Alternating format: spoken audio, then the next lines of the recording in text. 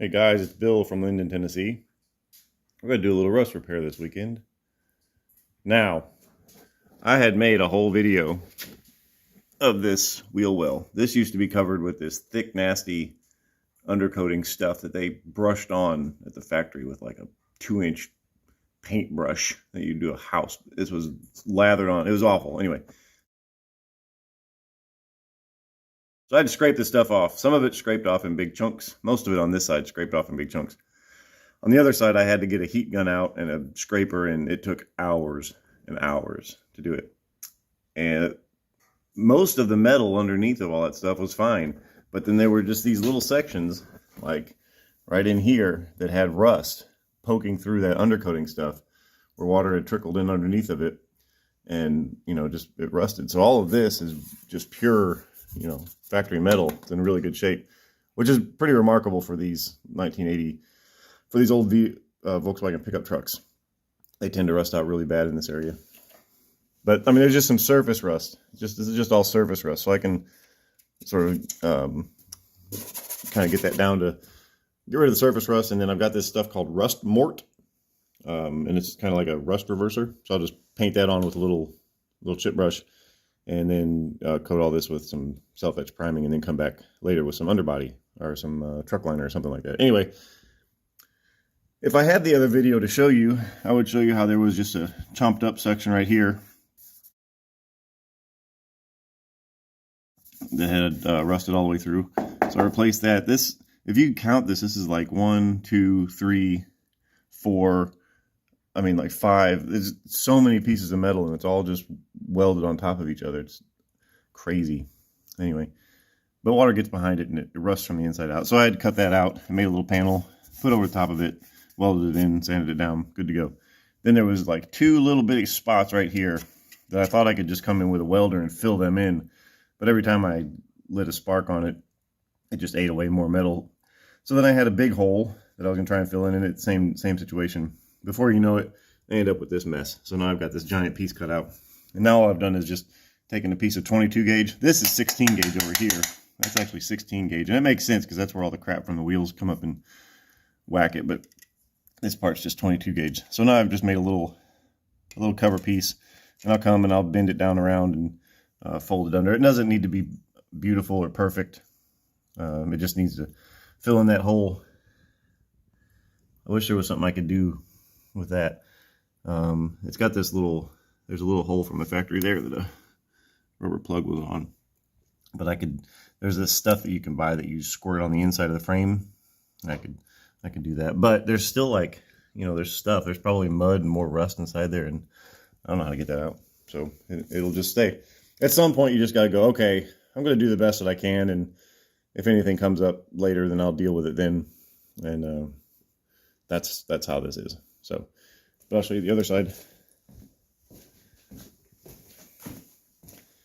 Over here, I've started pulling the wiring harness out too. But this side is really, really good. Like all this metal is just totally perfect. Except, like I said, right in here, there was rust that was coming through that undercoating stuff. This looks like it's chewed away, but it's just kind of like surface pitting, and that's no big deal. That's not going to be a problem at all. I can feel the other side inside the engine bay where this is, and it is not rusting through, so that's good.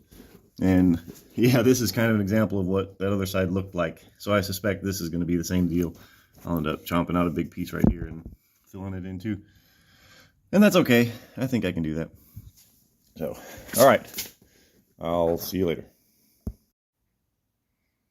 Alrighty, so that is that. It kind of looks rough. All these little holes here. This is just porosity because, like, this is where my filler metal stopped. And then this is where my welding actually stopped, because every time you go and tack this filler metal to the original bodywork, the original metal, if it's thin because of rust, it just melts away. So you end up with this crazy thing that you're tracking all the way back, and then you end up with this big old blob of weld on there that you sand down, but the weld itself is solid-ish. If this was the part you could see, if this was the part you could see, you'd just come over this with some body filler and sand it down flat and be good to go. This over here, all these pits, that looks like holes too, but it's just where the weld is built up, and I couldn't get in there with the sander. It really doesn't matter. You can't see this at all. The bottom is awesome because welding upside down is never any fun, and this is only 22 gauge right here, so that means I've got this welder turned all the way down, basically as low as it can go, and the wire speed is really slow. It's just difficult. It's not difficult, it's a pain in the butt. That's what I'm trying to say. So on the other side, when I do the other side here after lunch, I'll go ahead and cut you back on to show you what it looks like before it gets all sanded down, and just so you can see. Okay. All right, guys. I had a pretty good weekend. I managed to do the thing that I could never seem to do. I woke up whenever I wake up on my Saturdays and Sundays, sleep-in day, you know. But what I usually do then is fix me some coffee, sit down at the YouTubes, drink all my coffee, then have some breakfast. Then I'm already sitting and comfortable and not really dressed to go in the garage, and it takes a little while to get up off the couch. But what I did different this weekend is I got up, ate some cereal, took my coffee into the garage, and bam. So I actually got full weekend, and y'all don't care. Here's what I ended up doing.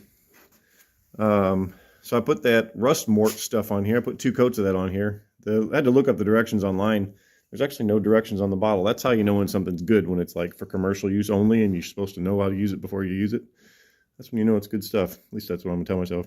Anyway, we'll go over to the other side real quick to see what the untreated side looks like. But I did finish my little rust repair down here. And of course I had that one done already. So that takes care of it for this side. Next step over here is I'll just spray like a coat of primer over this, because this rust mort stuff, it's not designed to be exposed, so it needs to get covered up pretty soon. So I'll just spray over some primer and then go over it with some bed liner, and that'll be the end of that. So now let's go to the other side. Yeah, so that's a difference. It's a pretty big difference. It really does make that stuff turn black. I don't really know what that means. I think it means something like it's better. I don't know. So, but I do have one little spot right here, which is going to end up turning into a big spot, just like the other side. I know it will. And that's okay. I'll fix it. It really wasn't all that hard. You just got to do it. Nothing to it but to do it. That's what they say. Up here, you can see, got quite a lot done in here. Got the master cylinder all removed. Got all the wires pulled out. The only thing left to do now is get that steering rack out of there and all the shift linkage. Get that out of there. That'll take care of the engine bay. Then I can start cleaning this up too and see if there's any rust here. Normally on these things, that's a really nasty area for rust. These things just rust out so bad. I've seen some guys really had to do a whole lot of surgery on their trucks to get those right. But I think I'm pretty lucky in that respect. Let's look on the inside what we've done. Did a whole bunch in here. Got the dashboard out. Got that lower knee pad out. Got the HVAC box out. Tell you what, if anybody ever says, hey man, would you like to replace the heater core on my Volkswagen pickup truck? Tell them that they probably don't have enough money. That is kind of a pain in the butt. To get that heater core out, you pretty much have to take the whole dashboard out. You at least have to drop it down. I don't know, what a mess. I needed to take it all apart anyway, so it wasn't that big of a deal, but whoo-wee. And we look back here. This is the reason for the other day when I used my little tractor to haul the engines and all the stuff that I had back here out of here, because this is where all stuff from the interior goes now. Look at that dash pad. This is going to be another video. I'm going to attempt to fix that. I think what I'm going to do is there's a couple ways to do it. What some guys do is they'll cut these out with like a grinder or something, just sort of V it out, and then they'll put like foam in it, and then kind of go over it with a light layer of fiberglass or something like that, or some of that fiberglass body filler stuff, and then they'll smooth it down flat and then coat it with vinyl, put vinyl coating on it. What other ways to do it is you could go the fiberglass way, but the whole thing is just fiberglass, and then you just cut out the little holes. I think that's the way I'm going to do it, because what I'd like to do is have some speaker pods that sort of come up here for tweeters on both sides, because I'm going to eventually probably make some kick panels for mid-range speakers. And then possibly if I have room, if I can find room behind the seats or probably between them, I'm going to have a box for some 6.5 or maybe 8-inch subwoofers if I can squeeze that in there. But I was thinking I need to maybe break this up into 2 parts, because this isn't really EV conversions anymore. This is Volkswagen restoration. So I think I may do that. I think I'm going to split these up. But anyway, yeah, I got all that done. And the cool part, what I can do now, which is sort of EV conversions, this is the dreaded heater core. What I'll do from this is I can take some measurements of how wide it is and how long and tall and all that stuff. And then I can find an EV that has an electric heater core, like a smart car, or I've used a Model 3. Early Model 3s had resistive heaters in them, and find one that's closest to this dimension without going over that I can use when I do the conversion. And here's all the mess of wiring. So this is a really, really basic wiring, but there's always these guys that, you know, come onto these conversion forums and they're like, well, hey, I got a 2014 whatever that I'd like to convert. What do you think? And my answer to them is always no, because the wiring is what's going to kill you. This is just a mess, man. You'd have to deal with this whenever you do a conversion. You always have to deal with the 12-volt wiring when you do a conversion, and finding what you need to do what you need and getting rid of what you don't. Now this one, I'm not actually going to use any of this. I'm going to get an entire new wiring harness from like Painless Wiring or something, because these are notoriously unreliable. These fuse panels, I use these weird little,